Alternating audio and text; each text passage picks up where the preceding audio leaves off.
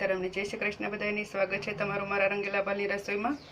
આજે આપણે બનાવીશું શક્કરિયા અને લીલી ડુંગળીનું શાક। આ શાક તમે એકવાર ખાશો તો ખાવાની ખૂબ જ મજા આવશે અને વારંવાર બનાવશો। તો ચાલો આપણે લીલી ડુંગળી અને શક્કરિયાનું શાક બનાવવાની શરૂઆત કરી લઈએ। તો ચાલો આપણે ડુંગળી અને શક્કરિયાનું શાક બનાવવાની શરૂઆત કરી લઈએ।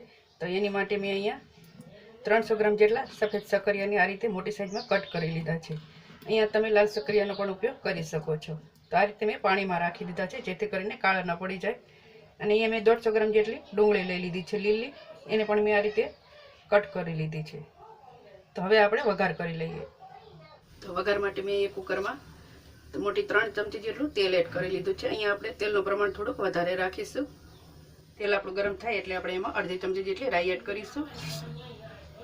તો રાઈ આપણી સરસ રીતે ફૂટી ગઈ છે તો એમાં આપણે ચપટી હિંગ એડ કરીશું અને આપણે શક્કરિયા એડ કરી લઈશું। તો બધા શક્કરિયાને આપણે એડ કરી લેવાના છે।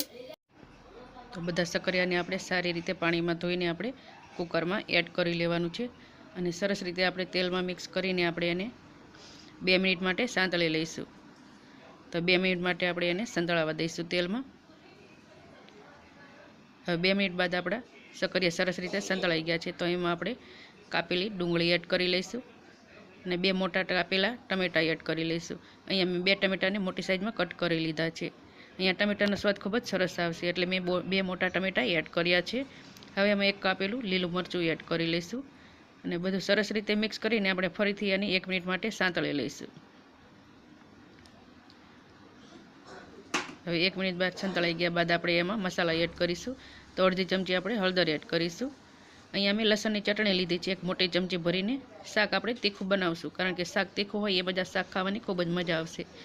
1 ચમચી ધાણા જીરું પાવડર એડ કરીશું અને સ્વાદ મુજબ આપણે મીઠું એડ કરીશું અને અડધી ચમચી ગરમ મસાલો પાવડર એડ કરીને બધો મસાલાને આપણે સરસ રીતે મિક્સ કરીને 2 મિનિટ માટે આપણે સાંતળી લઈશું જેથી કરીને લસણની ચટણી સાંતળાઈ જાય એટલે એનો સ્વાદ ખૂબ જ સરસ આવે અને મસાલાનો કલર પણ એકદમ સરસ રીતે આવી જાય। તો 2 મિનિટ બાદ આપણે શક્કરિયા અને ડુંગળી સરસ રીતે સંતળાઈ ગયું છે તો હવે એમાં આપણે પાણી એડ કરીશું। તો અહીંયા હું 1.5 ગ્લાસ જેટલું પાણી એડ કરું છું કારણ કે શાક હું રસાવાળું બનાવું છું તો એટલે હું 1.5 ગ્લાસ જેટલું પાણી એડ કરીને એને સરસ રીતે મિક્સ કરી લઈશું અને ઢાંકણ ઢાંકીને આપણે એને 4 થી 5 સીટી થવા દઈશું જેથી કરીને આપણું શાક એકદમ સરસ રીતે ચડી જાય। તો 4 થી 5 સીટી થઈ ગઈ છે અને વરાળ આપણે જાતે જ નીકળવા દીધી છે।